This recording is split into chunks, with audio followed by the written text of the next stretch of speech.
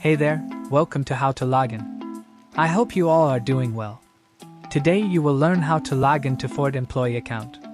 Before I start this video, be sure to subscribe to this channel and do not forget to click on bell icon. So let's begin. Obviously, it is challenging for the Ford HR department to provide thorough and in-depth information about the Ford pay stub and benefits details. If someone is employed by Ford, then it goes without saying that they are familiar with how to log into the Ford employee login portal and how to view their pay stub online. You are currently researching how to access the Ford pay stub account and how to obtain a Ford pay stub online.